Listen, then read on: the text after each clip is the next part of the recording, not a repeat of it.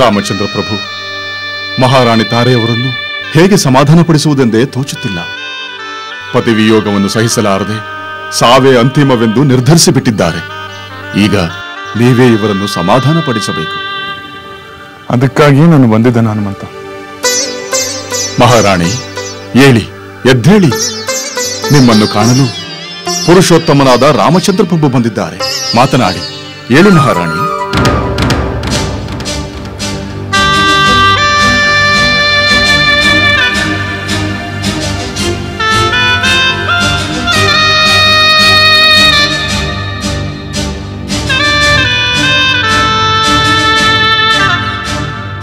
ರಾಮಚಂದ್ರ, ನೀನು ಅಪ್ರಮೇಯ, ಅಪರಿಮಿತ ಪರಾಕ್ರಮಶಾಲಿ, ಪರಮ ಧಾರ್ಮಿಕನೆಂದು ನಾನು ಕೇಳಿದ್ದೇನೆ. ಯಾವ ಬಾಣದಿಂದ ನೀನು ನನ್ನ ಪತಿಯನ್ನು ಪರಲೋಕಕ್ಕೆ ಕಳಿಸಿದೆಯೋ ಅದೇ ಬಾಣದಿಂದ ನನ್ನನ್ನು ಕಳಿಸಿಬಿಡು. ನಾನು ನನ್ನ ಪತಿಯನ್ನು ಸೇರುವಂತೆ ಮಾಡು. ಇದೊಂದು ಉಪಕಾರ ಮಾಡು. ತಾರಾ, ವಾಲಿಗೆ ನನ್ನ ಬಾಣದಿಂದ ಸದ್ಗತಿ ಪಡೆಯುವ ವಿಧಿ ಇತ್ತು. ನಿನಗೆ ನಿನ್ನ ಪುತ್ರನ ಶ್ರೇಯಸ್ಸಿಗಾಗಿ ಬದುಕಿರಬೇಕಾದ ವಿಧಿ ಇದೆ. ಅದನ್ನು ಮೀರಿ ನೀನೇ ನಿನ್ನ ಸಾವನ್ನು ಬೇಡುವುದು ಅನುಚಿತ. ಇಲ್ಲ ರಾಮಚಂದ್ರ, ಅನುಚಿತವಲ್ಲ. ನೀನು ಹೇಗೆ ಸೀತೆಯನ್ನು ಅಗಳಿ ದುಃಖಿಸುತ್ತಿರುವೆಯೋ ನಾನು ನನ್ನ ಪತಿಯನ್ನು ಕಳೆದುಕೊಂಡು ದುಃಖಿಸುತ್ತಿರುವೆ. ನಿನಗಾದರೂ ಮತ್ತೆ ನಿನ್ನ ಪತ್ನಿ ದೊರೆಯಬಹುದು, ಆದರೆ ನನ್ನ ಪತಿ ಮತ್ತೆ ದೊರಕುತ್ತಾನೆಯೇ? ತಾರಾ, ಈ ಲೋಕದಲ್ಲಿ ಯಾರು ಶಾಶ್ವತವಾಗಿರುತ್ತಾರೆ? ಎಲ್ಲರೂ ಹೋಗಲೇಬೇಕಲ್ಲವೇ? ಪ್ರಿಯರಾದವರು, ಅಪ್ರಿಯರಾದವರು ಯಾರೂ ಶಾಶ್ವತವಲ್ಲ. ಒಂದು ರೀತಿಯಲ್ಲಿ ಎಲ್ಲರೂ ಆತ್ಮೀಯರ ಅಗಲಿಕೆಯ ನೋವನ್ನು ಅನುಭವಿಸಲೇಬೇಕು. ಆ ನೋವನ್ನು ಅನುಭವಿಸಲು ಸಾಧ್ಯವಿಲ್ಲವೆಂದೇ ನಾನು ನಿನ್ನ ಬಳಿ ಸಾವನ್ನು ಬೇಡುತ್ತಿರುವುದು. ದಯಮಾಡಿ ನನಗೆ ಸಾವನ್ನು ಕರುಣಿಸು. ತ್ರಿವದೆಯ ದೋಷ ಬರುವುದು ಎಂದು ನೀನು ಹಿಂಜರಿಯಬೇಡ. ವಾಲಿ ಅರ್ಧ ಶರೀರವೇ ನಾನೆಂದು ಭಾವಿಸು. ನಿನ್ನನ್ನು ಯಾವ ದೋಷವೂ ತಾಗುವುದಿಲ್ಲ. ತಾರಾ, ನೀನು ವೀರ ಪತ್ನಿ, ವೀರ ಮಾತೆ. ಅಳ್ಳದೆಯ ಅಲ್ಪರಂತೆ ವರ್ತಿಸಬಾರದು. ತನ್ನ ಕರ್ಮಾನುಸಾರ ಸುಖ ದುಃಖಗಳು ಪ್ರಾಪ್ತವಾಗುತ್ತವೆ. ಸುಖವನ್ನು ಸ್ವೀಕರಿಸುವ ನಾವು ದುಃಖವನ್ನು ಬೇಡವೆನ್ನುವಂತಿಲ್ಲ. ಸುಖ ದುಃಖಗಳನ್ನು ಸಮಾನವಾಗಿ ಸ್ವೀಕರಿಸುವ ವಿವೇಕವಿಲ್ಲದಿದ್ದರೆ ಬದುಕು ಅಸಹನೀಯವಾಗುತ್ತದೆ. ನಾನು ಎಲ್ಲ ಬಗೆಯಲ್ಲೂ ಹೇಳಿದೆ ರಾಮಚಂದ್ರ ಪ್ರಭು. ರಾಮಚಂದ್ರ, ತಾರೆಯ ದುಃಖವನ್ನು ಕಾಣುತ್ತಾ ನಾನು ಮಾಡಿದ ಅಪರಾಧ ಘೋರವಾಗಿ ಕಾಣುತ್ತಿದೆ. ಸುಗ್ರೀವ, ಅದನ್ನೆಲ್ಲ ಮರೆತು ಬಿಡು. ನನ್ನ ಪತಿಯ ಸ್ಥಾನದಲ್ಲಿ ನೀನೇ ಕಿಷ್ಕಿಂಧೆಯ ರಾಜನಾಗು. ಮಹಾರಾಣಿ, ನೀವು ಹೀಗೆ ದುಃಖಿಸುತ್ತಿರುವಾಗ ಸುಗ್ರೀವ ರಾಜನಾಗುವುದು ದೂರದ ಮಾತು. ತಾರಾ, ನಿನ್ನ ಇಷ್ಟದಂತೆ ಸುಗ್ರೀವ ಕಿಷ್ಕಿಂಧೆಯ ರಾಜನಾಗುತ್ತಾನೆ. ನಿನ್ನ ಪುತ್ರ ಅಂಗದ ಯುವರಾಜನಾಗುತ್ತಾನೆ. ಇದು ಬ್ರಹ್ಮಲಿಖಿತವೆಂದು ಸಮಾಧಾನ ತಂದುಕೊಂಡು ಕಿಷ್ಕಿಂಧೆಯ ಪ್ರಜೆಗಳ ಹಿತವನ್ನು ಯೋಚಿಸು. ಇದು ವಾಲಿ ಆತ್ಮಕ್ಕೂ ಶಾಂತಿ ಕೊಡುತ್ತದೆ. ಹೌದು ಮಹಾರಾಣಿ, ಅನ್ಯರ ಹಿತದಲ್ಲಿ ನಿಮ್ಮ ದುಃಖವನ್ನು ಮರೆತು ಶಾಂತಿಯನ್ನು ಪಡೆಯಬಹುದು. ಹೌದು ಮಹಾರಾಣಿ, ನೀನು ಸತ್ತರೆ ನಾನಾಗಲಿ ಅಂಗದನಾಗಲಿ ಉಳಿಯುವುದಿಲ್ಲ. ವಾನರ ರಾಜ್ಯ ಅನಾಯಕವಾಗುತ್ತದೆ. ಸೋದರನ ಸಾವಿಗೆ ಕಾರಣನಾದನೆಂಬ ದುಃಖ ಈಗಲೂ ನನ್ನ ಎದೆಯನ್ನು ಸುಡುತ್ತಿದೆ. ಸುಗ್ರೀವ, ನಾನು ಮೊದಲೇ ಹೇಳಿದ ಹಾಗೆ ಆ ವಿಧಿಯೇ ನಿನ್ನಿಂದ ಈ ಕಾರ್ಯವನ್ನು ಮಾಡಿಸಿದೆ. ಕಾಲ ಬಂದಾಗ ಏನಾಗಬೇಕೋ ಅದು ಹೇಗೋ ನಡೆದು ಹೋಗುತ್ತದೆ. ಕಾಲ ಯಾರಿಗೂ ಕಾಯುವುದಿಲ್ಲ, ಯಾರಿಗೂ ಕರುಣೆ ತೋರುವುದಿಲ್ಲ. ಅದು ಯಾರಿಗೂ ಪಕ್ಷಪಾತವನ್ನು ಮಾಡುವುದಿಲ್ಲ. ಹೌದು ಮಹಾರಾಣಿ, ಲೋಕದ ಜೀವಿಗಳ ಗತಿಯೆಲ್ಲ ಕಾಲಾಧೀನ. ತಾರಾ, ವಾಲಿ ವೀರನಾಗಿ ಬದುಕಿದ, ಪ್ರಜಾ ವತ್ಸಲನಾಗಿ ಆಳಿದ. ಕೊನೆಯ ಕ್ಷಣದವರೆಗೂ ಪರಾಕ್ರಮದಿಂದ ಹೋರಾಡಿ ಅಸೂನೀಗಿದ. ಅವನು ವೀರ ಸ್ವರ್ಗವನ್ನೇ ಸೇರಿರುತ್ತಾನೆ. ಅವನಿಗಾಗಿ ದುಃಖಿಸುವುದು ಸಹಜ. ಆದರೆ ನಿರಂತರವಾಗಿ ಪ್ರಲಾಪಿಸುತ್ತಾ ಸಾಯುತ್ತೇನೆ ಎಂದು ಹೇಳುವುದು ವಾಲಿಗೆ ಅಗೌರವವನ್ನು ತೋರಿಸಿದಂತೆ.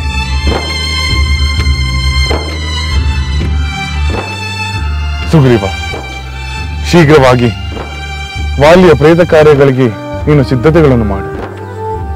ತಂದೆಯ ಸಾವಿನಿಂದ ದುಃಖ ತಪ್ತನಾಗಿರುವ ಅಂಗದನನ್ನು ಪ್ರೀತಿಯ ಮಾತುಗಳಿಂದ ಸಂತೈಸು. ಹಾಗೆ ಆಗಲಿ ರಾಮಚಂದ್ರ. ತಾರಾ, ಈ ವಿಷಯದಲ್ಲಿ ಸುಗ್ರೀವ ನಿನ್ನ ಇಚ್ಛೆಯಂತೆ ನಡೆದುಕೊಳ್ಳುತ್ತಾನೆ. ಮಹಾರಾಣಿ, ಎಲ್ಲವೂ ನಿಮ್ಮ ಸಲಹೆಯಂತೆಯೇ ನಡೆಸಲು ನಾವೆಲ್ಲರೂ ಕಟಿಬದ್ಧರಾಗಿದ್ದೇವೆ.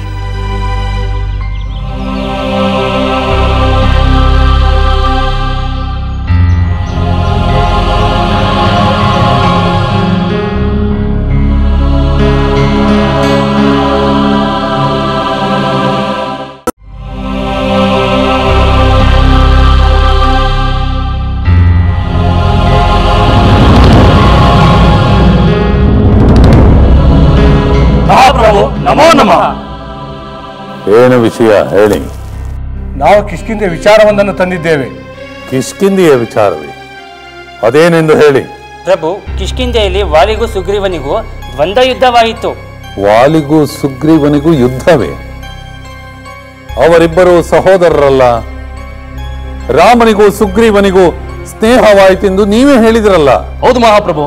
ಮಿತ್ರತ್ವದ ಬೆಂಬಲದ ಮೇಲೆ ಸುಗ್ರೀವನು ವಾಲಿಯನ್ನು ಯುದ್ಧಕ್ಕೆ ಆಹ್ವಾನಿಸಿದರು. ವಾಲಿ ಯುದ್ಧಕ್ಕೆ ಬಂದ ಸರಿ, ಅದರ ಪರಿಣಾಮವೇನಾಯಿತು? ವಾಲಿ ಹತನಾದ.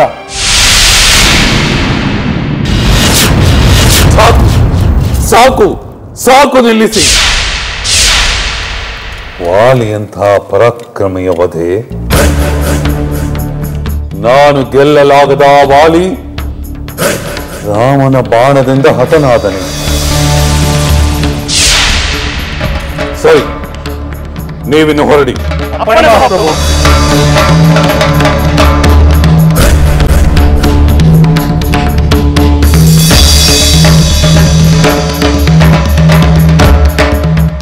ವಾಲಿಯಂತಹ ಪರಾಕ್ರಮಿ ಅವನು ಸಾಮಾನ್ಯ ಮಾನವನಾದ ರಾಮನ ಬಾಣದಿಂದ ಹತನಾದನೆಂದರೆ ಇಲ್ಲ, ಆ ರಾಮನು ಸಾಮಾನ್ಯನಲ್ಲ. ನಾನು ಎಚ್ಚರಿಕೆಯಿಂದಿರಬೇಕು.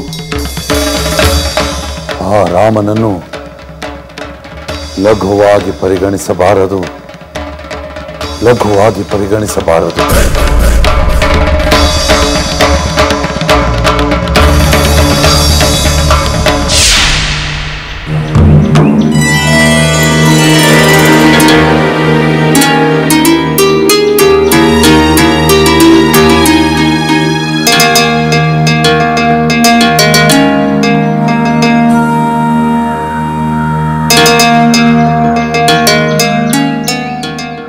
ರಘುಕುಲ ತಿಲಕ ರಾಮಚಂದ್ರನಿಗೆ ನಮೋ ನಮಃ. ರಾಮಚಂದ್ರ, ನೀನು ಹೇಳಿದಂತೆಯೇ ವಾಲಿ ಅಂತ್ಯಕ್ರಿಯೆಗಳನ್ನು ವಿಧಿವತ್ತಾಗಿ ನಡೆಸಲಾಯಿತು. ಬಹಳ ಸಂತೋಷ. ರಾಮಚಂದ್ರ ಪ್ರಭು, ನಿಮ್ಮ ಅನುಗ್ರಹದಿಂದ ಸುಗ್ರೀವ ವಾನರ ರಾಜ್ಯವನ್ನು ಪಡೆದುಕೊಂಡ. ಕಿಷ್ಕಿಂಧೆಯನ್ನು ಪ್ರವೇಶಿಸಿ ಮುಂದೆ ಮಾಡಬೇಕಾಗಿರುವ ಕಾರ್ಯಗಳಿಗೆ ನಿಮ್ಮ ಅನುಗ್ರಹವನ್ನು ಕೋರುತ್ತಿದ್ದಾನೆ. ಸುಗ್ರೀವ, ಈಗ ನೀನು ಕಿಷ್ಕಿಂಧೆ ರಾಜ್ಯವನ್ನು ಪ್ರವೇಶಿಸಿ ಪಟ್ಟಾಭಿಷಿಕ್ತನಾಗು. ರಾಮಚಂದ್ರ, ಆ ಸಂದರ್ಭದಲ್ಲಿ ನೀನು ಲಕ್ಷ್ಮಣನೊಡನೆ ನಮ್ಮೊಂದಿಗಿರಬೇಕೆಂದು ಬಯಸುತ್ತೇನೆ. ಆದ್ದರಿಂದ ಮನೋಹರವಾದ ಕಿಷ್ಕಿಂಧಾ ನಗರಕ್ಕೆ ಆಗಮಿಸಿ ನಮ್ಮ ಅರಮನೆಯಲ್ಲಿ ನಿನಗೆ ಸತ್ಕಾರ ಮಾಡುವ ಭಾಗ್ಯವನ್ನು ಕರುಣಿಸು. ಪ್ರಭು ರಾಮಚಂದ್ರ, ನಿಮ್ಮ ಆಗಮನದಿಂದ ಇಡೀ ವಾನರ ಕುಲವೇ ಆನಂದ ಪಡುತ್ತದೆ. ವಾನರ ಶ್ರೇಷ್ಠರಾದ ಹನುಮಂತ ಸುಗ್ರೀವರೇ, ನಾನು ಬರುವಂತಿಲ್ಲ. ಪಿತೃವಾಕ್ಯ ಪರಿಪಾಲನೆಯಲ್ಲಿ ದೀಕ್ಷಿತನಾಗಿರುವ ನಾನು 14 ವರ್ಷಗಳ ಕಾಲ ಗ್ರಾಮವನ್ನಾಗಲಿ ನಗರವನ್ನಾಗಲಿ ಪ್ರವೇಶಿಸುವುದಿಲ್ಲ. ನನ್ನ ಶುಭ ಹಾರೈಕೆಯೊಡನೆ ನಿನ್ನ ಪಟ್ಟಾಭಿಷೇಕ ವೈಭವದಿಂದ ನಡೆಯಲಿ. ಇನ್ನೊಂದು ಮಾತು. ಅದೇನು ಹೇಳು ರಾಮಚಂದ್ರ. ನಿನ್ನೊಂದಿಗೆ ಅಂಗದನ ಯುವರಾಜ್ಯಾಭಿಷೇಕವೂ ನಡೆಯಲಿ. ತಂದೆಯಂತೆ ತೇಜಸ್ವಿಯೂ ಪರಾಕ್ರಮಿಯೂ ಆದ ಅಂಗದ ಅದಕ್ಕೆ ಯೋಗ್ಯನಾಗಿದ್ದಾನೆ. ಖಂಡಿತ ರಾಮಚಂದ್ರ, ಹಾಗೆಯೇ ಮಾಡುತ್ತೇನೆ. ಅಂಗದ, ಅಪ್ಪಣೆ ಮಾಡು ರಾಮಚಂದ್ರ. ನಿನ್ನ ಚಿಕ್ಕಪ್ಪನಿಗೆ ವಿಧೇಯನಾಗಿ ಬೆಂಬಲವಾಗಿ ರಾಜ್ಯ ಕಾರ್ಯದಲ್ಲಿ ಭಾಗಿಯಾಗಿ ನಿನ್ನ ತಂದೆಯಂತೆ ಕೀರ್ತಿಗೆ ಭಾಜನನಾಗು. ಆಗಲಿ ರಾಮಚಂದ್ರ. ಇನ್ನು ಮುಂದೆ ಸುಗ್ರೀವ ಚಿಕ್ಕಪ್ಪನೇ ನನ್ನ ತಂದೆ, ನನ್ನ ಒಡೆಯ. ಇಡೀ ವಾನರರ ಸಮೂಹವೇ ಸುಗ್ರೀವರನ್ನು ಅನುಸರಿಸುತ್ತಿದೆ ರಾಮಚಂದ್ರ ಪ್ರಭು. ರಾಮಚಂದ್ರ ಪ್ರಭು, ಈ ನೀಲನಂತಹ ಅಸಂಖ್ಯಾತ ವಾನರ ವೀರರಿದ್ದಾರೆ. ಅವರೆಲ್ಲರ ಬೆಂಬಲದಿಂದ ಸುಗ್ರೀವನು ಕಿಷ್ಕಿಂಧೆಯ ಕೀರ್ತಿಯನ್ನು ಖಂಡಿತ ಬೆಳಗಿಸುತ್ತಾನೆ. ಸುಗ್ರೀವ, ಈಗ ಶ್ರಾವಣ ಮಾಸ ಆರಂಭವಾಗುತ್ತಿದೆ. ಇನ್ನು 4 ತಿಂಗಳು ಮಳೆಗಾಲ. ಯಾವುದೇ ಮಹತ್ವದ ಕಾರ್ಯವನ್ನು ಮಾಡಲು ಇದು ಪ್ರಶಸ್ತವಾದ ಸಮಯವಲ್ಲ. ಆದ್ದರಿಂದ ನೀನು ನಿನ್ನ ಪರಿವಾರದೊಡನೆ ಕಿಷ್ಕಿಂಧೆಗೆ ಹೋಗು. ಮಳೆಗಾಲ ಕಳೆಯುವವರೆಗೂ ನಾವು ಈ ಪರ್ವತದಲ್ಲೇ ವಾಸ ಮಾಡುತ್ತಾ. ರಾಮಚಂದ್ರ ಪ್ರಭು, ನೀವು ಈ ಪರ್ವತದಲ್ಲಿ ವಾಸಿಸುವುದನ್ನು ನಾವು ಹೇಗೆ ಸಹಿಸುವುದು? ಹನುಮಂತ, 13 ವರ್ಷಗಳ ಕಾಲ ಅರಣ್ಯದಲ್ಲಿ ಕಳೆದ ನಮಗೆ 4 ತಿಂಗಳು ಪರ್ವತದಲ್ಲಿ ವಾಸ ಮಾಡುವುದು ಕಷ್ಟವೇ? ಹನುಮಂತ, ಈ ಪರ್ವತ ಪ್ರದೇಶವು ರಮ್ಯವಾಗಿದೆ. ಮಳೆ ಗಾಳಿಗಳಿಂದ ರಕ್ಷಣೆ ಪಡೆಯಲು ಹಲವು ಗುಹೆಗಳಿವೆ. ಹತ್ತಿರದಲ್ಲೇ ಜಲ ಸಮೃದ್ಧವಾಗಿರುವ ಸುಂದರ ಸರೋವರವೂ ಇದೆ. ನಮ್ಮ ಚಿಂತೆಯನ್ನು ಬಿಡಿ ಸುಗ್ರೀವ.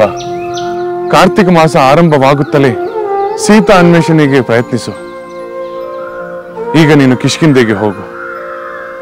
ಪಟ್ಟಾಭಿಷಿಕ್ತನಾಗಿ ಎಲ್ಲರನ್ನು ಸಂತೋಷಗೊಳಿಸು. ನಾವು ಇಲ್ಲಿಂದಲೇ ಮಂಗಳವನ್ನು ಹಾರೈಸುತ್ತೇವೆ.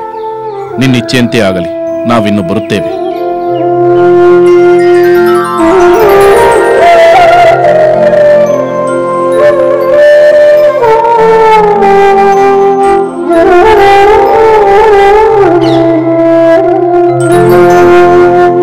ಸುಗ್ರೀವ ಪ್ರಭುವಿಗೆ ಯುವರಾಜ ಅಂಗದ ಕುಮಾರನಿಗೆ, ಸುಗ್ರೀವ ಪ್ರಭುವಿಗೆ ಯುವರಾಜ ಅಂಗದ ಕುಮಾರನಿಗೆ, ಸುಗ್ರೀವ ಪ್ರಭುವಿಗೆ ಯುವರಾಜ ಅಂಗದ ಕುಮಾರನಿಗೆ, ಸುಗ್ರೀವ ಪ್ರಭುವಿಗೆ ಯುವರಾಜ ಅಂಗದ ಕುಮಾರನಿಗೆ, ಸುಗ್ರೀವ ಪ್ರಭುವಿಗೆ.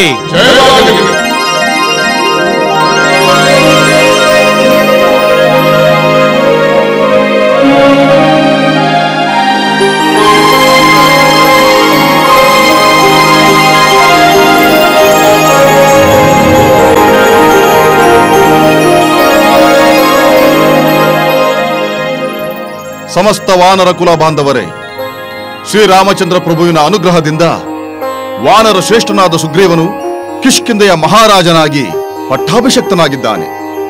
ಇದು ನಮ್ಮೆಲ್ಲರಿಗೂ ಆನಂದ ತರುವ ವಿಷಯವಾಗಿದೆ. ಸುಗ್ರೀವ ಮಹಾರಾಜನಿಗೆ, ಸುಗ್ರೀವ ಮಹಾರಾಜನಿಗೆ. ಮಹಾವೀರನಾದ ವಾಲಿ ಪ್ರಭುವಿನ ವೀರಪುತ್ರ, ಮಹಾರಾಣಿ ತಾರೆಯ ಅಕ್ಕರೆಯ ಪುತ್ರ ಅಂಗದ ಕುಮಾರನು ಯುವರಾಜನಾಗಿದ್ದಾನೆ. ಇದು ನಮ್ಮೆಲ್ಲರಿಗೂ ಹೆಮ್ಮೆ ತರುವ ವಿಷಯ. ಯುವರಾಜ ಅಂಗದ ಕುಮಾರನಿಗೆ, ಯುವರಾಜ ಅಂಗದ ಕುಮಾರನಿಗೆ. ಈ ಸಂದರ್ಭದಲ್ಲಿ ನಮ್ಮೆಲ್ಲರ ಮುಂದಿರುವ ಮುಖ್ಯ ಕರ್ತವ್ಯದ ಬಗ್ಗೆ ಹೇಳಬೇಕಾಗಿದೆ. ದಶರಥ ಪುತ್ರರಾದ ಶ್ರೀರಾಮ ಲಕ್ಷ್ಮಣರು ಸೀತಾದೇವಿಯನ್ನು ಹುಡುಕುತ್ತಾ ಬಂದಿರುವುದು ಈಗಾಗಲೇ ತಮ್ಮೆಲ್ಲರಿಗೂ ತಿಳಿದೇ ಇದೆ. ಆ ಕಾರ್ಯದಲ್ಲಿ ನೆರವು ನೀಡುವುದಾಗಿ ಸುಗ್ರೀವ ಪ್ರಭು ಅವರಿಗೆ ಭಾಷೆ ಕೊಟ್ಟಿದ್ದಾರೆ. ಶ್ರೀರಾಮಚಂದ್ರ ತಾನು ಕೊಟ್ಟ ಮಾತಿನಂತೆ ನಡೆದುಕೊಂಡು ವಾಲಿಯನ್ನು ನಿಗ್ರಹಿಸಿದ್ದಾರೆ. ಈಗ ಅಗ್ನಿಸಾಕ್ಷಿಯಾಗಿ ಮಿತ್ರತ್ವವನ್ನು ಅಂಗೀಕರಿಸಿದ ಸುಗ್ರೀವರಾಜನು ಮಾತಿಗೆ ತಪ್ಪದೆ ಶ್ರೀರಾಮಚಂದ್ರನ ಕಾರ್ಯದಲ್ಲಿ ಉದಾಸೀನ ತೋರದೆ ನಡೆಸಿಕೊಡಬೇಕು. ಇದೇ ವಾನರರ ಗೌರವ, ಇದೇ ನಮ್ಮೆಲ್ಲರ ಕರ್ತವ್ಯ. ಹನುಮಂತ, ಪರಮಾಪ್ತ ಸಚಿವ, ಪ್ರಿಯ ಬಂಧು, ಮಹಾಜ್ಞಾನಿ, ಪ್ರಭುವಿನ ಕ್ಷೇಮವನ್ನು ಬಯಸುವುದರಲ್ಲಿ ಮೊದಲಿಗ ಮಂತ್ರಿಯಾದವನು ಒಡೆಯನಿಗೆ ಸಮಯೋಚಿತವಾದ ಸಲಹೆಯನ್ನು ನೀಡಬೇಕು. ಈ ಕಾರ್ಯವನ್ನು ಹನುಮಂತನು ನನ್ನ ಪಟ್ಟಾಭಿಷೇಕದ ದಿನವೇ ಹೇಳುತ್ತಿದ್ದಾನೆ. ನನ್ನ ಕರ್ತವ್ಯ ಪ್ರಜ್ಞೆಯನ್ನು ಎಚ್ಚರಿಸುತ್ತಿದ್ದಾನೆ. ಮಳೆಗಾಲದ ಈ 4 ತಿಂಗಳು ಕಳೆಯುತ್ತಿದ್ದ ಹಾಗೆ ನಾವೆಲ್ಲರೂ ಸೀತಾನ್ವೇಷಣೆಯನ್ನು ಕೈಗೊಳ್ಳೋಣ. ಶ್ರೀರಾಮನಿಗೆ ಕೊಟ್ಟಿರುವ ಭರವಸೆಯನ್ನು ಈಡೇರಿಸೋಣ. ಸುಗ್ರೀವ ಪ್ರಭುವಿಗೆ, ಸುಗ್ರೀವ ಪ್ರಭುವಿಗೆ, ಸುಗ್ರೀವ ಪ್ರಭುವಿಗೆ, ಶ್ರೀರಾಮಚಂದ್ರ ಪ್ರಭುವಿಗೆ.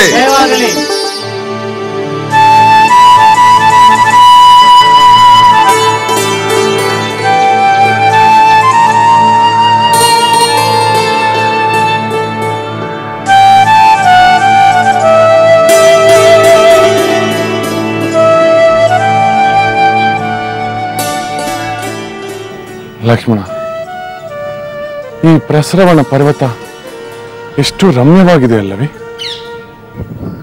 ಹೌದು ಸಹೋದರ, ಇದು ರಮಣೀಯವಾಗಿದೆ. ಈ ಗುಹೆ ಪ್ರದೇಶವು ಬಹಳ ಸುಂದರವಾಗಿದೆ. ಇಲ್ಲಿ ಆಹ್ಲಾದಕರವಾದ ವಾತಾವರಣವೂ ಇದೆ. ಮಳೆಗಾಲ ಕಳೆಯುವವರೆಗೂ ನಾವು ಇಲ್ಲಿಯೇ ವಾಸ ಮಾಡೋಣ. ಹೌದು ಸಹೋದರ, ಮಳೆಗಾಲವನ್ನು ಕಳೆಯಲು ಈ ಗುಹೆ ಪ್ರಶಸ್ತವಾಗಿದೆ. ಮಳೆಗಾಳಿಗಳ ಹೊಡೆತದಿಂದ ರಕ್ಷಣೆ ಪಡೆಯಲು ಅನುಕೂಲವಾಗುವಂತೆ ಈ ಗುಹೆ ನೈಸರ್ಗಿಕವಾಗಿಯೇ ಸುರಕ್ಷಿತವಾಗಿದೆ.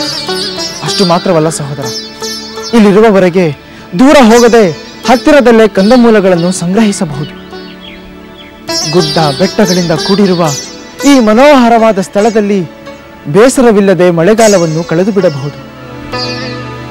ಮಾನವ ನಿರ್ಮಿತ ಮಹಲುಗಳಿಗಿಂತ ಈ ದೈವ ನಿರ್ಮಿತ ಪ್ರಕೃತಿ ಎಷ್ಟು ಸಹಜ ಸುಂದರವಾಗಿದೆ ಅಲ್ಲವೇ ಲಕ್ಷ್ಮಣ? ನಿಸರ್ಗ ನೀಡುವ ಸಂತೋಷದ ಮುಂದೆ ಬೇರೆ ಯಾವ ಸಂತೋಷವೂ ಸಾಟಿ ಇಲ್ಲ. ಸಹೋದರ, ಗುಹೆಯ ಪೂರ್ವ ದಿಕ್ಕಿನಲ್ಲಿ ಕೆಸರಿಲ್ಲದ ತಿಳಿ ನೀರಿನಿಂದ ಗಂಗಾ ನದಿಯಂತಿರುವ ಒಂದು ನದಿ ಹರಿಯುತ್ತಿದೆ. ವಿವಿಧ ಬಗೆಯ ವೃಕ್ಷ ಸಮೂಹ ಕಣ್ಣಿಗೆ ಆನಂದ ನೀಡುತ್ತಿದೆ. ಹೌದು ಲಕ್ಷ್ಮಣ, ಈ ನದಿ, ವೃಕ್ಷಗಳು, ಪ್ರಕೃತಿ ಆಕರ್ಷಣೀಯವಾಗಿದೆ. ಆದರೆ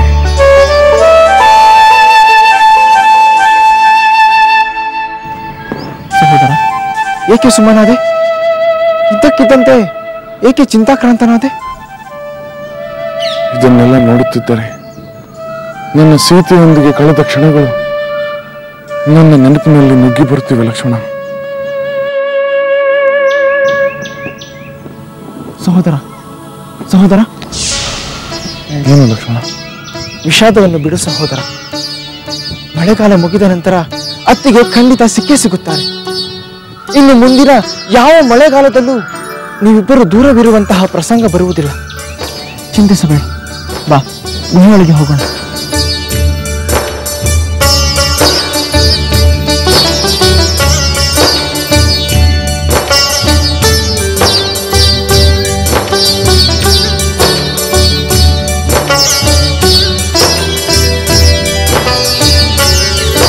ಗೆಳತಿಯರೇ, ಈ ಸೀತೆಯಂತ ಹಠಮಾರಿ ಹೆಣ್ಣನ್ನು ನಾನು ನೋಡಿಯೇ ಇಲ್ಲ.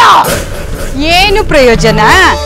ಎಷ್ಟೇ ಹಠ ಮಾಡಿದರೂ ಕಟ್ಟ ಕಡೆಗೆ ಗೆಲುವು ನಮ್ಮ ಪ್ರಭುವಿಗೆ ಎಂಬುದು ಇವಳಿಗೆ ಗೊತ್ತಿಲ್ಲ.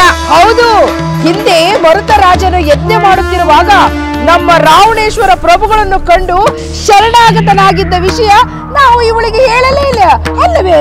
ಹೌದು, ಆ ವಿಷಯವನ್ನು ನಾವು ಇವಳಿಗೆ ಹೇಳಲು ಮರೆತೇ ಬಿಟ್ಟಿದ್ದೆವು. ಉಷಿರಾ ದೇಶದ ರಾಜ ಮರುತ್ತ ಇಂದ್ರಾದಿ ದೇವತೆಗಳೊಡನೆ ಸೇರಿ ಯಜ್ಞವನ್ನು ಮಾಡುತ್ತಿರುವಾಗ ನಮ್ಮ ಪ್ರಭುಗಳು ಅಲ್ಲಿಗೆ ಧಾವಿಸಿದರು. ಆಗ ಆ ದೇವತೆಗಳು ನಮ್ಮ ಪ್ರಭುವಿಗೆ ಎದರಿ ಏನು ಗತಿಯಾದರೆಂಬುದು ಈ ಸೀತೆಗೆ ತಿಳಿದಿಲ್ಲ. ರಾವಣನ ವಶದಲ್ಲಿರುವ ದೇವತೆಗಳನ್ನು ಕರೆದೊಯ್ಯಲು ಆ ಇಂದ್ರನಿಗೆ ಸಾಧ್ಯವಾಗಲಿಲ್ಲವೆಂದ ಮೇಲೆ ಆ ರಾಮ ಬಂದು ಈ ಸೀತೆಯನ್ನು ಕರೆದೊಯ್ಯಲು ಸಾಧ್ಯವೇ?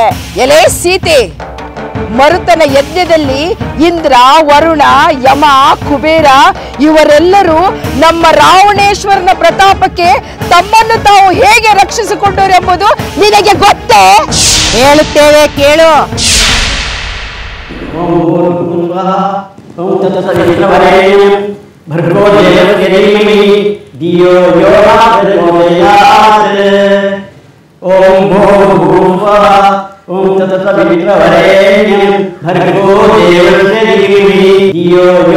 ಪ್ರಚೋದಯಾತ್.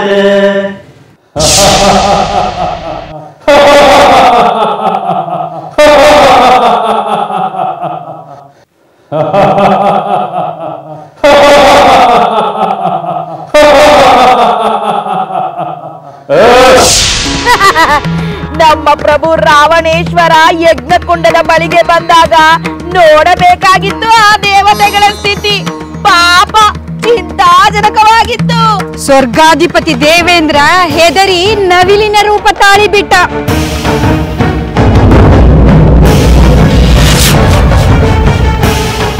ಮೃತ್ಯು ದೇವತೆಯಾದ ಸಾಕ್ಷಾತ್ ಯಮಧರ್ಮ ಕಾಗೆಯಾದ.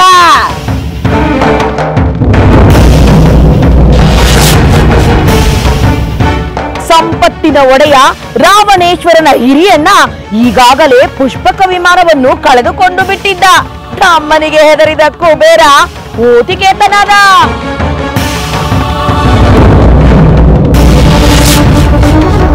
ಜಗತ್ತಿಗೆ ಮಳೆಯನ್ನು ನೀಡುವ ವರುಣ ಹಂಸ ಪಕ್ಷಿಯಾಗಿ ಬಿಟ್ಟ.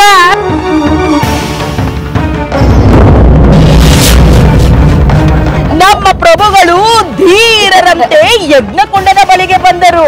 ಆಗ ಅಲ್ಲಿದ್ದವರು ಪುರೋಹಿತ ಮತ್ತು ಮಾರುತ.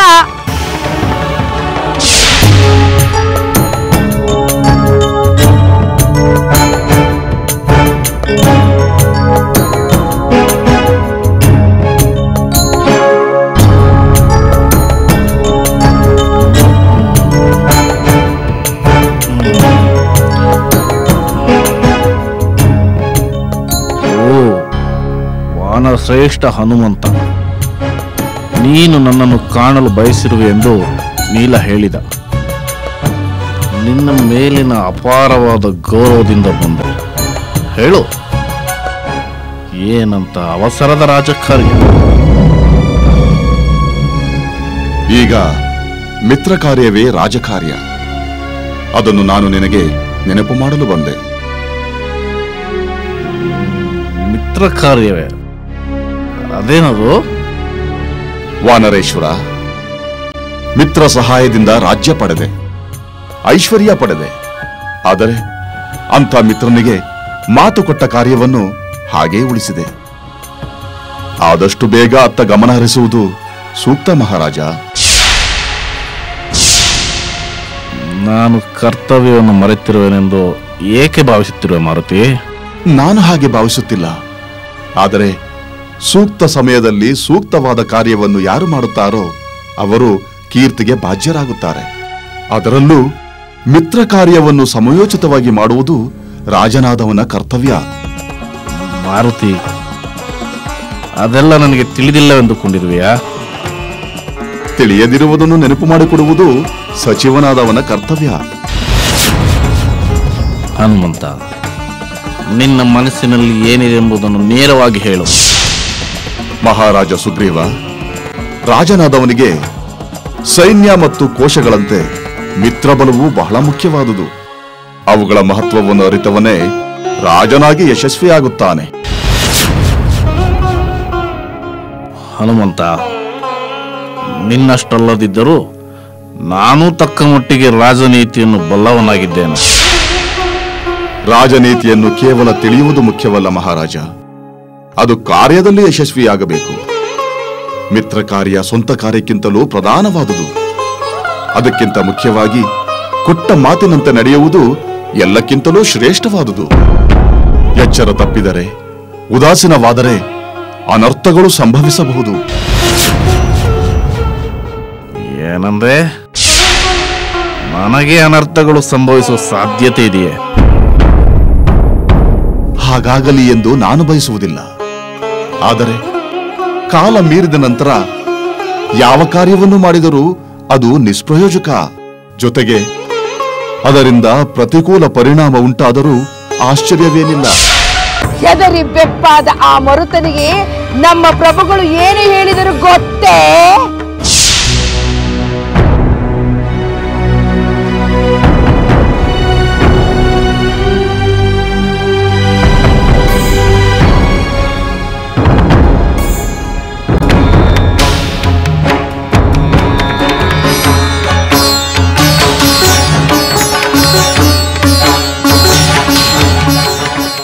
ಎಲ್ಲವೋ ಉಶಿರ ದೇಶದ ಅರಸು ಮರುತ್ತ, ನಾನು ನಿನ್ನನ್ನು ಯುದ್ಧಕ್ಕೆ ಆಹ್ವಾನಿಸುತ್ತಿದ್ದೇನೆ.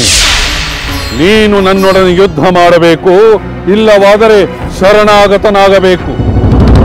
ಇಲ್ಲದಿದ್ದರೆ ನೀನು ನಿನ್ನ ಯಜ್ಞ ಕ್ಷಣ ಮಾತ್ರದಲ್ಲಿ ನಾಶವಾಗುತ್ತದೆ. ಮೊದಲೇ ಹೆದರಿ ಗಡಗಡ ಎಂದು ನಡುಗುತ್ತಿದ್ದ ಮರುತ ರಾಜ ನಮ್ಮ ಪ್ರಭುಗಳಿಗೆ ಶರಣಾದ. ಅಂದ ಮೇಲೆ ನಿನ್ನ ರಾಮ ಎಷ್ಟರವನು? ಅವನೇನಾರು ಇಲ್ಲಿಗೆ ಬಂದರೆ ನಮ್ಮ ಪ್ರಭುಗಳನ್ನು ಕಂಡ ತಕ್ಷಣ ಓಡಿ ಹೋಗುವುದು ಖಂಡಿತ.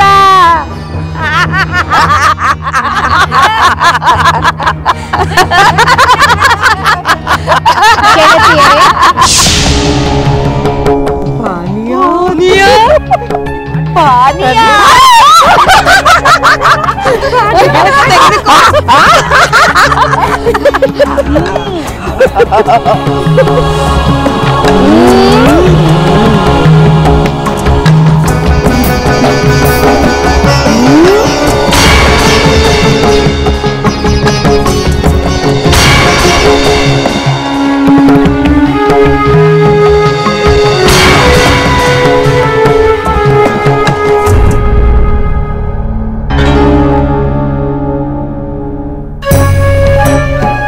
ಸೀತಾದೇವಿ, ಮರುತ್ತನ ವಿಷಯವನ್ನು ಕೇಳಿ ನೀನು ಹೆದರಿ ಬಿಟ್ಟೆಯಾ?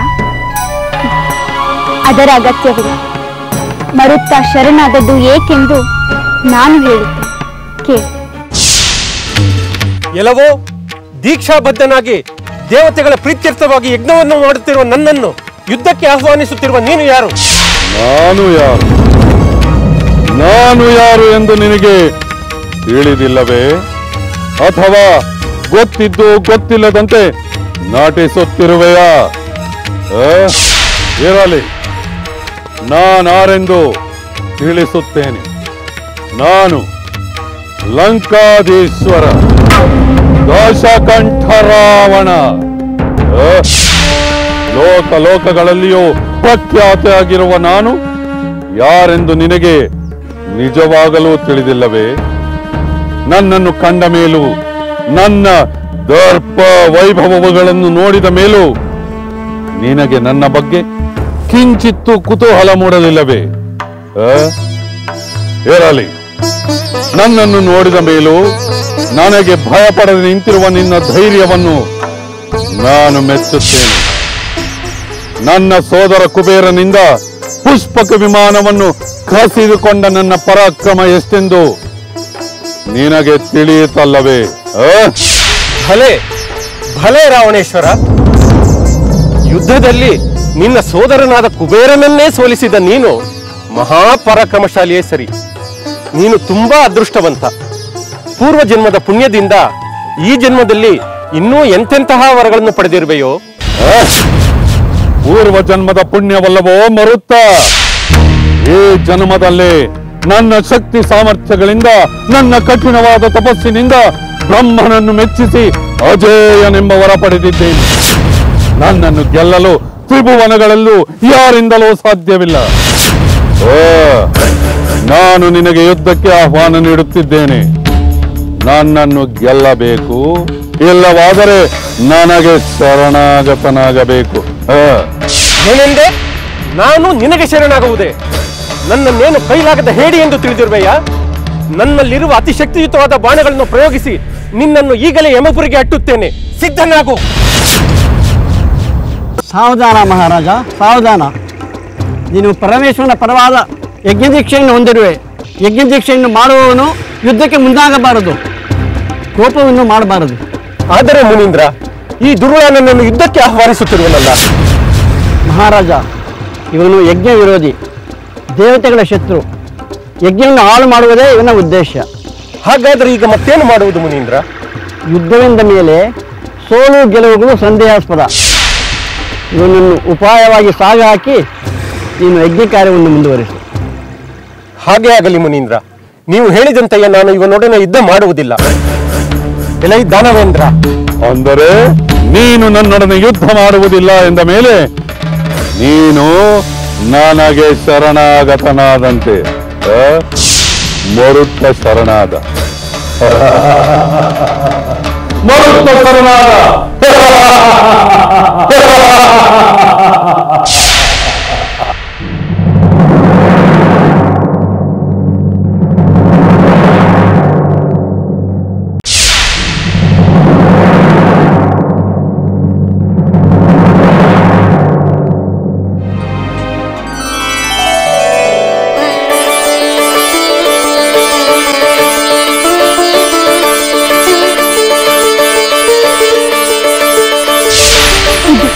ನಡೆದ ಕತೆ ಸೀತೆ. ಪುರೋಹಿತರು ನೀಡಿದ ಸಲಹೆಯಿಂದ ಮರುತ್ತ ರಾವಣನೊಂದಿಗೆ ಯುದ್ಧ ಮಾಡಲಿಲ್ಲವೇ ಹೊರತು ಹೆದರಿಕೊಂಡಲ್ಲ. ಹನುಮಂತ, ನೀನು ನನ್ನ ಪ್ರಿಯ ಮಿತ್ರ ಶ್ರೀರಾಮನ ಬಗ್ಗೆ ಮಾತನಾಡುತ್ತಿರುವೆ ಎಂದು ನನಗೆ ಅರ್ಥವಾಗುತ್ತಿದೆ. ಆದರೆ ನನ್ನಿಂದ ಶ್ರೀರಾಮನಿಗೆ ಏನಂತ ಅನರ್ಥವಾಗಿದೆ ಎಂದು ನನಗೆ ಅರ್ಥವಾಗುತ್ತಿಲ್ಲ. ಸ್ವಲ್ಪ ವಿವರಿಸಿ ಹೇಳು. ತಪ್ಪಾಗಿದೆ ಎಂದು ಎಚ್ಚರಿಸಲೇ ನಾನು ಬಂದಿದ್ದು. ಮಳೆಗಾಲ ಕಳೆದು ಕೂಡಲೇ ಮಿತ್ರ ಕಾರ್ಯವನ್ನು ನೆರವೇರಿಸುವುದಾಗಿ ನೀನು ಶ್ರೀರಾಮಚಂದ್ರನಿಗೆ ಮಾತು ಕೊಟ್ಟಿದ್ದು ಮರೆತು ಹೋಯಿತೆ. ಈಗಾಗಲೇ ತಡವಾಗಿದೆ. ರಾಮಪತ್ನಿ ಸೀತಾದೇವಿಯನ್ನು ಹುಡುಕುವ ಕಾರ್ಯ ಶೀಘ್ರವಾಗಿ ಆರಂಭಿಸಬೇಕು.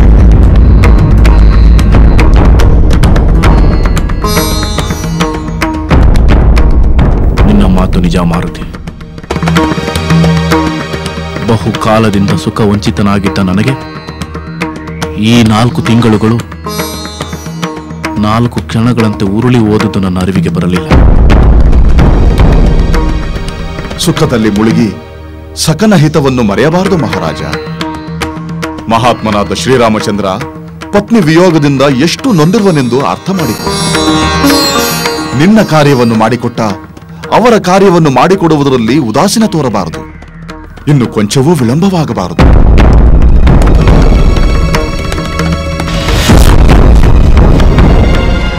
ಹಾಗಾದರೆ ಈಗಾಗಲೇ ವಿಳಂಬವಾಗಿದೆಯೇ? ಹೌದು.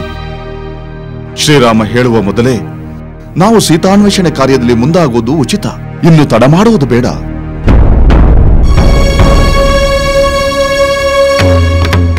ಹಾಗೆ ಆಗಲಿ ಹನುಮಂತ. ಶೀಘ್ರದಲ್ಲಿಯೇ ಕಾರ್ಯತತ್ಪರರಾಗೋಣ. ಶೀಘ್ರದಲ್ಲಿ ಎಂದು ಹೇಳುವ ಬದಲು ಈಗಲೇ ಎಂದು ಹೇಳು ಮಹಾರಾಜ. ಮಹಾಪರಾಕ್ರಮಿಯು ಸಮರ್ಥನೂ ಆದ ನೀನು ಶ್ರೀರಾಮಚಂದ್ರನಿಗೆ ಸಂತೋಷ ಉಂಟು ಮಾಡಲು ಸೀತಾನ್ವೇಷಣೆ ಕಾರ್ಯಕ್ಕೆ ಈಗಲೇ ಆಜ್ಞೆ ಮಾಡು. ಶ್ರೀರಾಮಚಂದ್ರ ಸ್ವತಃ ದೇವದಾನವರನ್ನು ನಿಗ್ರಹಿಸುವ ಸಮರ್ಥನಾದರೂ ನಿನ್ನ ಪ್ರತಿಜ್ಞೆಯನ್ನು ನೆರವೇರಿಸುವುದು ನಿನ್ನ ಕರ್ತವ್ಯ. ಹನುಮಂತ, ಸೂಕ್ತ ಸಮಯದಲ್ಲಿ ನೀನು ನನ್ನ ಕರ್ತವ್ಯದ ಅರಿವು ಮಾಡಿಕೊಟ್ಟೆ.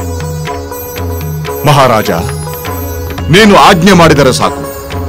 ಪಾತಾಳದಲ್ಲಾಗಲಿ, ಭೂಮಿಯಲ್ಲಾಗಲಿ, ಅಂತರಿಕ್ಷದಲ್ಲಾಗಲಿ ನಮ್ಮನ್ನು ತಡೆಯುವವರು ಯಾರು? ಅಸಂಖ್ಯಾತ ವಾನರ ವೀರರು ನಿನ್ನ ಇಚ್ಛೆಯಂತೆ ನಡೆಯಲು ಸಮರ್ಥರಾಗಿದ್ದಾರೆ. ಯಾರು ಯಾವ ಯಾವ ಕಾರ್ಯವನ್ನು ಮಾಡಬೇಕೆಂದು ಕೂಡಲೇ ಆಜ್ಞಾಪಿಸು.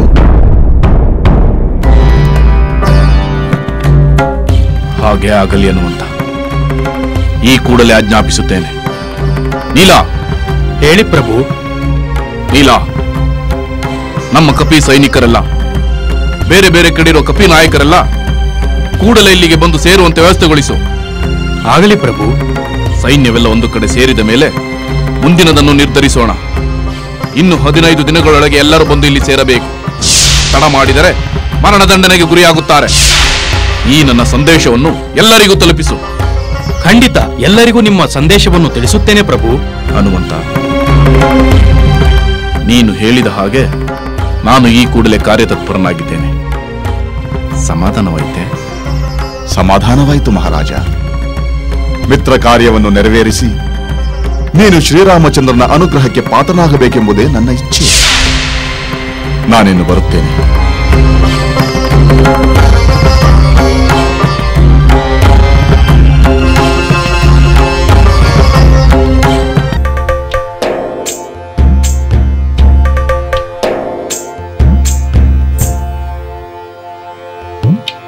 ರಾಮ ಹೃದಯ ನಿವಾಸಿನಿಯೇ,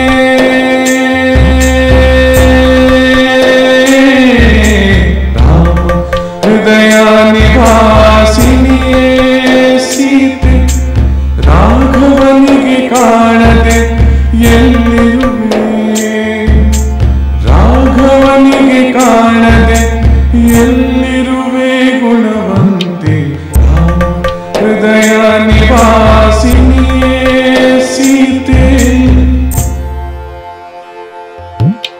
ರವಿಯನ್ನು ತೊರೆದು ಬೆಳಕು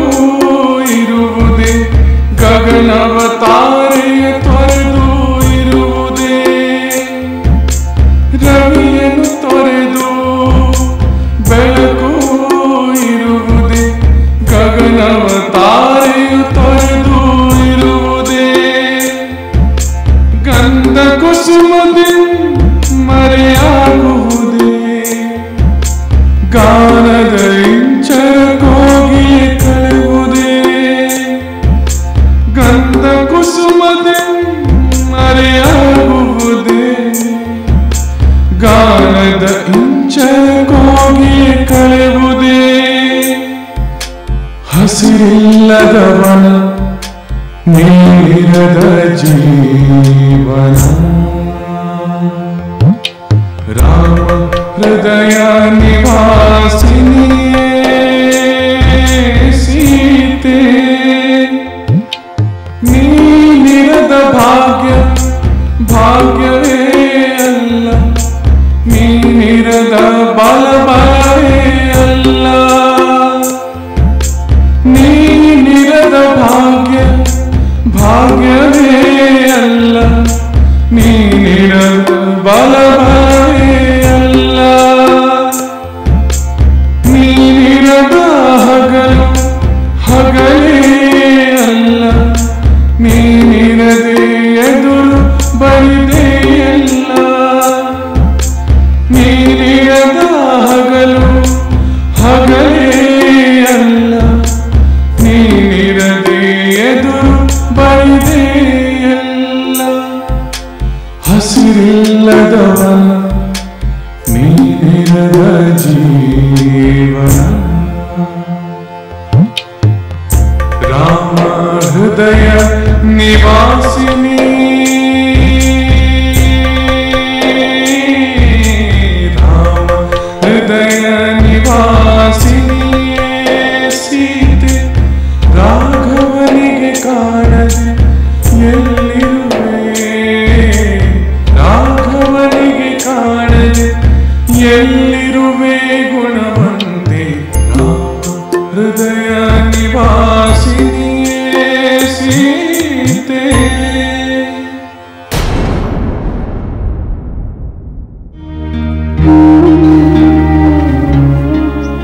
ಸಹೋದರ, ಈ ಶೋಕ ನಿನಗೆ ತರವಲ್ಲ. ನೀನಂತಹ ವೀರ ಹೀಗೆ ದುಃಖಿಸುವುದು ಉಚಿತವಲ್ಲ. ಅತಿಯಾದ ದುಃಖಕ್ಕೆ ವಶನಾದವನು ಯಾವುದೇ ಕಾರ್ಯ ಮಾಡಲು ಅಸಮರ್ಥನಾಗುವನೆಂದು ನಿನಗೆ ತಿಳಿಯದೆ. ತಿಳಿದಿದೆ ಲಕ್ಷ್ಮಣ, ತಿಳಿದಿದೆ. ಆದರೆ ಸೀತೆಯ ವಿಯೋಗದ ನೆನಪಾದಾಗ ಬೇಡವೆಂದರೂ ದುಃಖ ನನ್ನ ಕಣ್ಣುಗಳನ್ನು ತೋಯಿಸುತ್ತದೆ.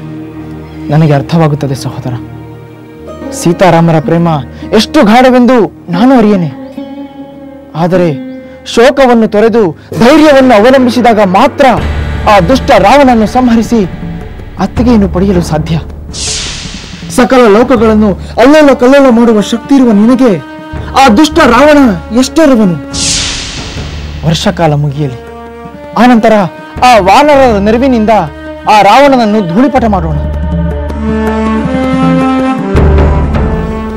ಲಕ್ಷ್ಮಣ, ನೀನು ನನ್ನ ಬಂಧುವಾಗಿ, ಮಿತ್ರನಾಗಿ, ನನ್ನ ಸೋದರನಾಗಿ ಸದಾ ನನ್ನ ಹಿತ ಚಿಂತನೆಯನ್ನು ಮಾಡುತ್ತಿರುವೆ. ನಿನ್ನ ಮಾತು ಸರಿ. ನಾನು ನನ್ನ ಶೋಕವನ್ನು ನಿಯಂತ್ರಿಸಿಕೊಳ್ಳಲು ಪ್ರಯತ್ನಿಸುತ್ತೇನೆ. ನಿನ್ನ ಸಲಹೆಯಂತೆ ಈ ಶರತ್ಕಾಲ ಕಳೆಯುವವರೆಗೂ ನಾನು ನಿರೀಕ್ಷೆ ಮಾಡುತ್ತೇನೆ. ಹಾಗೆ ಆಗಲಿ ಸಹೋದರ. ತಾನು ಮಾತು ಕೊಟ್ಟಿರುವಂತೆ ಧರ್ಮಾತ್ಮನಾದ ಸುಗ್ರೀವ ನಡೆದುಕೊಳ್ಳುತ್ತಾನೆ. ಅವನು ಮತ್ತು ಅವನ ವಾನರ ಸೈನ್ಯದ ನೆರವಿನಿಂದ ನಾವು ನಮ್ಮ ಕಾರ್ಯದಲ್ಲಿ ಯಶಸ್ವಿಯಾಗುತ್ತೇವೆ ಎಂಬ ಭರವಸೆ ನನಗಿದೆ. ಹೌದು ಲಕ್ಷ್ಮಣ, ಅಲ್ಲಿಯವರೆಗೂ ನಾನು ನನ್ನ ಮನಸ್ಸನ್ನು ಪ್ರಶಾಂತವಾಗಿರಿಸಿಕೊಳ್ಳುತ್ತೇನೆ.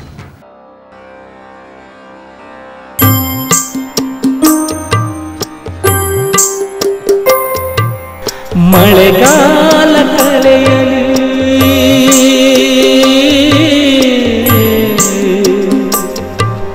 ಮನದರಸಿ ದೊರೆಯಲಿ ಮಳೆಗಾಲ ಕಳೆಯಲಿ ಮನದರಸಿ ದೊರೆಯಲಿ ಈ ವಿರಹವು ಕೊನೆಯಾಗಲಿ ಈ ವಿರಹವು ಕೊನೆಯಾಗಲಿ ಮಳೆಗಾಲ ಕಳೆಯಲಿ ಮನದರಸಿ ದೊರೆಯಲಿ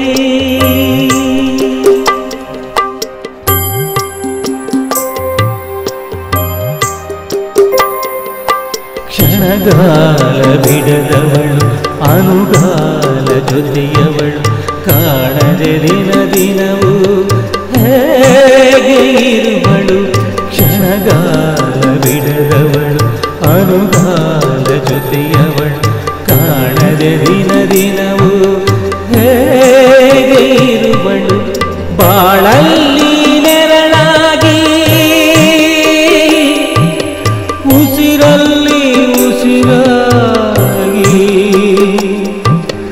ಬಾಳಲ್ಲಿ ನೆರಳಾಗಿ ಉಸಿರಲ್ಲಿ ಉಸಿರಾಗಿ ಜೊತೆ ಜೊತೆಯೇ ಬಂದವಳು ಏಕಾಂಗಿಯಾಗಿಹಳು ಇಂದು ಏಕಾಂಗಿಯಾಗಿಹಳು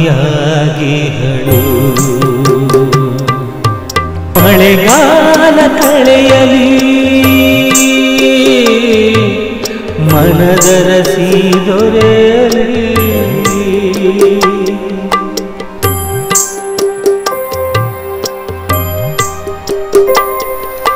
ಕ್ಷಣವೊಂದು ದಿನವಾಯ್ತು ದಿನವೊಂದು ಯುಗವಾಯ್ತು ಮನದರಸಿಯು ಬಳಿಯಿರದೆ ದೂರಾಗಿರಲು ಕ್ಷಣವೊಂದು ದಿನವಾಯ್ತು ದಿನವೊಂದು ಯುಗವಾಯ್ತು ಮನದರಸಿಯು ಬಳಿಯಿರದೆ ದೂರಾಗಿರಲು ಕಡೆಯಲಿ ಈಗಿರುಳು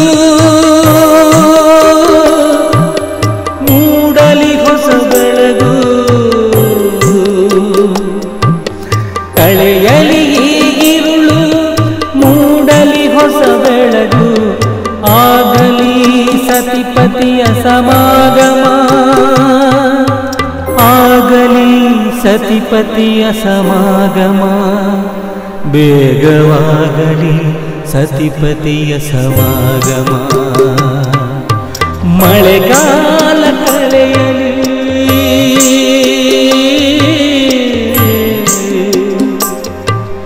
ಮನದರಸಿ ದೊರೆಯಲಿ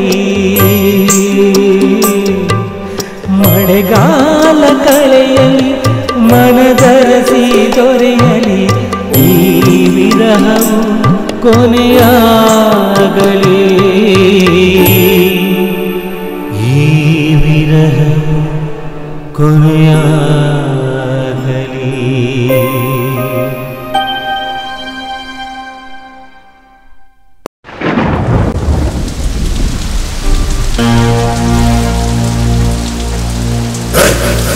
ಭಲೆ ಭಲೆ ಎಷ್ಟು ಹಠ ಎಂತ ಸಹಿಷ್ಣುತೆ ಮೆಚ್ಚಬೇಕು ಖಂಡಿತವಾಗಲೂ ಮೆಚ್ಚಬೇಕು ಮೆಚ್ಚಿ ಉಹೇ ಉಹೇ ಎಂದು ಪ್ರಶಂಸೆ ಮಾಡಬೇಕು ಆದರೆ ಆದರೆ ಎಂಥ ವ್ಯರ್ಥ ಪ್ರಯತ್ನ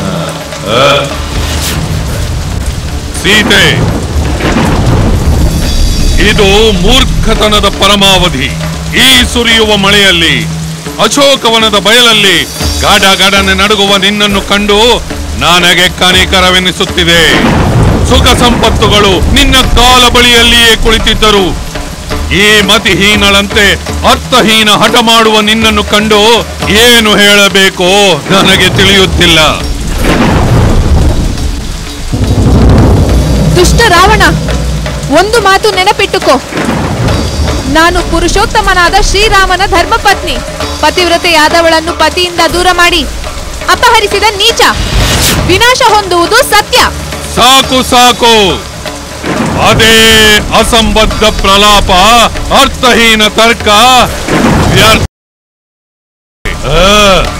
ಸುರಸುಂದರಿಯಾದ ನೀನು ಈ ಅಶೋಕವನದಲ್ಲಿ ಮಳೆಯಲ್ಲಿ ನೆನೆಯುತ್ತಿರುವೆಯಲ್ಲ, ಅರಮನೆಯಲ್ಲಿ ಬೆಚ್ಚಗಿರಲಿ ಎಂದು ನಾನು ಯೋಚಿಸಿದರೆ ನೀನು ನನ್ನ ವಿನಾಶವನ್ನು ಬಡಬಡಿಸುತ್ತಿರುವೆಯ.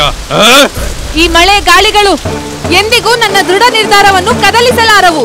ಓಹೋ, ಅಷ್ಟೊಂದು ಧೈರ್ಯವೇ ನಿನಗೆ? ಹೌದು, ಆ ಧೈರ್ಯ ನನ್ನಲ್ಲಿದೆ. ಇಂತಹದೇ ಮಳೆಯಲ್ಲಿ ನೆನೆಯುತ್ತಾ ನನ್ನ ಸ್ವಾಮಿ ನಿನ್ನ ವಿನಾಶದ ಉಪಾಯವನ್ನು ಯೋಚಿಸುತ್ತಿರುತ್ತಾರೆ. ಇದು ಖಂಡಿತ. ನನ್ನ ಸ್ವಾಮಿ ನನಗಾಗಿ ಪರಿತಪಿಸುತ್ತಾ ಕಷ್ಟಪಡುತ್ತಿರಬೇಕಾದರೆ ನಾನು ನಿನ್ನ ಅರಮನೆಗೆ ಬರುತ್ತೇನೆಯೇ? ಅದು ಎಂದಿಗೂ ಸಾಧ್ಯವಿಲ್ಲ. ಏ ರಾವಣನು ನಿನಗಿಂತ ಹಠಮಾರಿ, ತನಗೆ ಬೇಕೆನ್ನುವುದನ್ನು ಪಡೆಯುವವರೆಗೂ ಬಿಡುವುದಿಲ್ಲ. ನಿರ್ದಯ ಪಾಷಾಣ ಹೃದಯದವನಾದ ನಿನ್ನಲ್ಲಿ ಕರುಣೆ ಎಂಬುದು ಲವಲೇಶವೂ ಇಲ್ಲವೆಂಬುದು ನನಗೆ ಗೊತ್ತಿದೆ. ಕಪಟ ವೇಷದಲ್ಲಿ ನನ್ನನ್ನು ಅಪಹರಿಸಿ ತನ್ನ ನಿನ್ನ ಕಪಟ ಮಾತುಗಳಿಗೆ ನಾನು ಮರುಳಾಗುತ್ತೇನೆಂದು ಭ್ರಮಿಸಬೇಡ. ಭ್ರಮೆ ಯಾವುದು ಸತ್ಯ ಯಾವುದು ಎಂಬುದು ನಿನಗೆ ಇಷ್ಟರಲ್ಲೇ ತಿಳಿಯುತ್ತದೆ. ಎಕ್ಕಚ್ಚಿತ್ ಮಾನವನಾದ ಆ ರಾಮ ಅಪಾರವಾದ ಸಾಗರವನ್ನು ದಾಟಿ ಲಂಕೆಗೆ ಬಂದು ನಿನ್ನನ್ನು ಕರೆದುಕೊಂಡು ಹೋಗುವನೆಂದು ಹೇಳಿದೆಯಲ್ಲ, ಅದು ನಿನ್ನ ಭ್ರಮೆ, ಕನಸು. ಬರೀ ಕನಸು. ನೆನೆ, ಚೆನ್ನಾಗಿ ನೆನೆ. ಶೀತದಿಂದ ನೀನು ಜಡ್ಡುಗಟ್ಟಿದರೂ ನಾನು ನಿನಗೆ ಕರುಣೆಯನ್ನು ತೋರುವುದಿಲ್ಲ.